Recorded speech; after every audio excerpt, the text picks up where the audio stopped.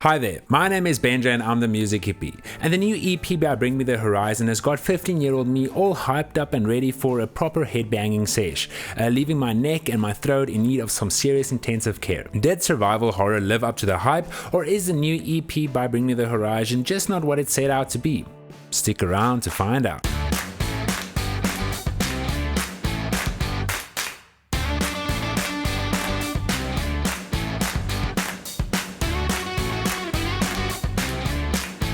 Bring Me The Horizon are an English band who formed in 2004. Between the early 2000s and the start of the 2010s, the deathcore and metalcore scene was at its peak, and on the podium stood this five-piece from Sheffield. Their debut album, Count Your Blessings, released in 2006 and featured a collection of seriously intense deathcore tracks, as well as their follow-up album, Suicide Season in 2008, also focused on the heaviness of the deathcore and metalcore scenes. In 2010, the band's production value shot up dramatically with the release of their third studio album, There Is a Hell. This was Bring Me The Horizon's first introduction to international fame, and incorporated a different approach musically, although still under a metalcore capacity. In 2011, the band toured with larger bands in the metalcore scene, such as Architects, Parkway Drive, The Devil Wears Prada, and Bullet For My Valentine. 2012 and 2013 were truly transformational years for the band, and after the promotional tour for There Is a Hell, Bring Me signed to RCA, their first major label, and this changed everything. Under RCA, Bring Me The Horizon released their fourth studio album called Sempiternal. A large factor in the production shift for Sempiternal was thanks to producer Terry Date, a heavy metal producer with a pretty hefty portfolio to back. He has produced bands like Pantera, Dream Theater, Soundgarden, Deftones, and Slipknot, just to name a few.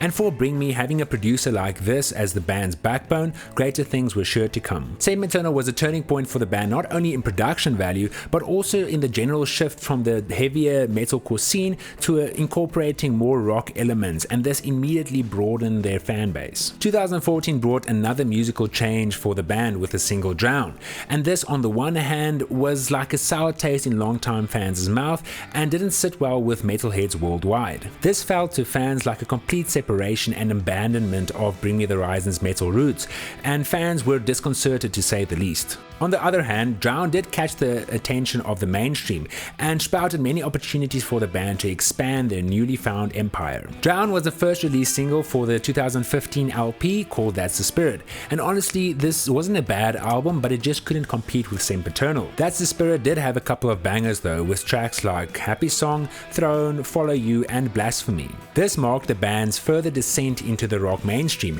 and although fans weren't necessarily put off by That's the Spirit, they were growing skeptical about the future of Bring Me. That's the Spirit had a solid 4 years to sink in before the release of the 2019 LP called Armo. With Armo, the band underwent another genre shift, and the LP featured a combination of mainstream rock songs, but also a couple of tracks with a tad too many pop elements, and Bring Me kind of fell off the radar. As a pop rock album, Armo wasn't bad by any stretch, but fans were hoping for something with a bit more impact and punch, like the classic Bring Me that we missed so much. At the end of 2019, the band released an experimental EP called Music to Listen To. I won't go into any detail about this EP, as first impressions didn't justify a second listen, and I, as well as many other fans, won't necessarily credit this venture as part of the Bring Me The Horizon discography, and honestly I'm not sure what this EP was all about. Even the full title of this EP comes out of nowhere and sucker punches the rest of the albums in the mouth. Okay, on to 2020 and the release of the first of 4 apparent EPs, set to release within the next year,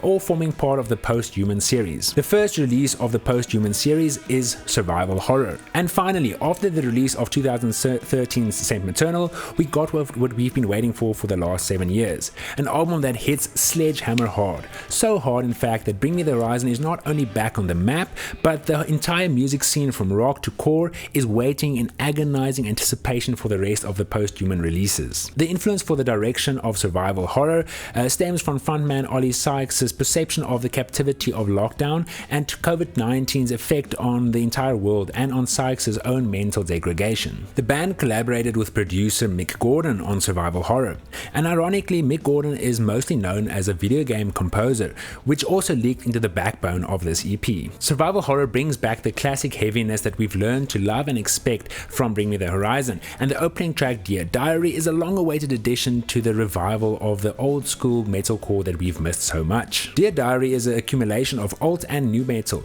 reminiscent of something a band like Slipknot could have had input on. Lyrically, the theme of Dear Diary is just that, a diary entry of someone who views the world as a sorrow, traumatic place. In an interview with NME, Sykes said that, "It's kind of how lockdown made me feel. It's like a narrative, almost like I'm writing in my diary." Dear Diary opens the overall theme of the EP to that of being stuck alone and bored in a house under lockdown, with no escape and your own sinister thoughts keeping you company. Dear Diary starts the EP off with a bang and leaves listeners expecting the old classic Bring Me on the upcoming tracks. The single Parasite Eve got me worried at first impression, but eventually this track grew on me substantially. The eerie tribal vocalization in the intro of the song comes off as pretty chilling, but the opening vocals from Sykes was a bit unexpected, almost having an underlining hip-hop vibe, but then the track cracks and breaks open into a powerful break and intense guitar work. Even more references to the global pandemic makes this track all the more relevant, especially with lyrics like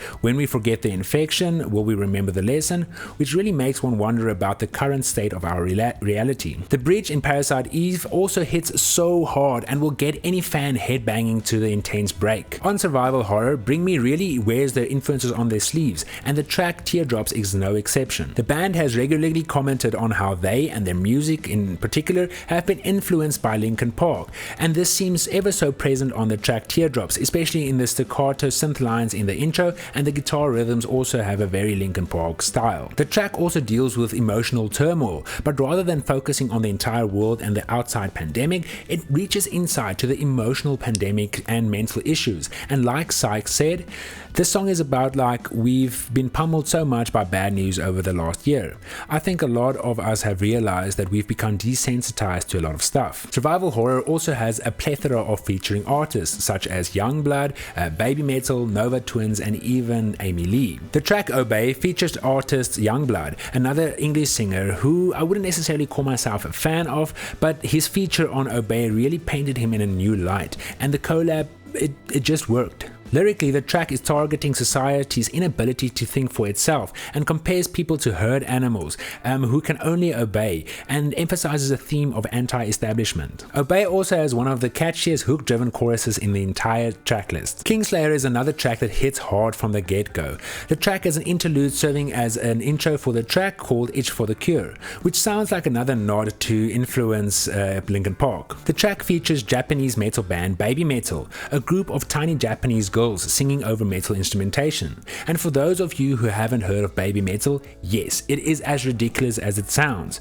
But again, the collab just works, and Baby Metal's contribution adds a different element to the track. On Kingslayer, Ollie Sykes' vocals are at times some of the heaviest of any of the other tracks on the EP, and Baby Metal's very contrasting contribution to the tracks adds a good blend of rough and hard, complemented by a soft and almost cute, which is interesting and at the same time very confusing. The band call upon their Linkin Park heroes once more on the track One by One, featuring the Nova Twins. This track also has a very prevalent Linkin Park undertone, and Nova Twins' collaboration isn't necessarily overbearing, but it also doesn't feel like it adds something to the EP as a whole either. Ludens was a single that was released parallel to and for promotional purposes for the release of the video game called Death Stranding. The track has some interesting instrumental breaks and vocal jumps from Ollie Sykes, but the chorus, although not bad, feels like it could have been more memorable for the EP as a whole, but it fails in that regard. Perhaps the band tried to incorporate too many electronic experimentations, and this actually led to a less impactful performance. The main attraction of Ludens is without a doubt the break in the bridge of the song,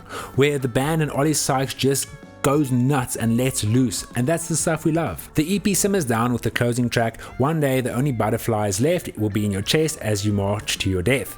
Oh, that's a mouthful. The track features Amy Lee from Evanescence, which is rather strange seeing that Evanescence were in a legal battle with Bring Me the Horizon once upon a time. Somehow though, the lawsuit led to a collaboration, and although melodically Lee and Sykes' vocals do complement each other in a to and fro balladry sense, I'm not too convinced that this song is going to age well. This track sounds like a love song between a man and a woman, but according to Sykes, it's actually about the relationship man has with nature. The track by itself does have potential, but between the heaviness of every other track on the EP, it feels like this track shines like a candle next to 8 large spotlights. I will acknowledge the band's ambition though to incorporate a song such as this on an EP that rocks so hard as this one. Overall, this EP hits hard, and every track on the EP can stand its own amongst any modern day rock and metal tracks. There's something on survival horror for any rock and metal lovers, from dedicated fans to the Count Your Blessings era, as well as new listeners. Bring Me the Horizon is one of the bands who have undergone one of the biggest musical and genre evolutions of any other bands out there. That said, I have to say that I'm really glad that they somehow navigated their way back to their roots more or less, and didn't get stuck at the previous EP. Bring Me the Horizon is such a talented and extremely versatile band, and they deserve some praise for a job well done on this EP. And personally, this might be one of my top 3 projects by the band. I personally can't wait to hear the rest of the Post-Human series, and I hope that they can all add to the Bring Me discography in the same way that Survival Horror did. Survival Horror is a killer EP that deserves nothing less than a solid 8.5 out of 10 for a set of amazing killer songs. Cool, that pretty much wraps up my review of Survival Horror by Bring Me the Horizon. If you enjoyed this review and if you agreed with my thoughts, please say something nice in the comments and consider subscribing. And then I'll see you for the next review. Cheers.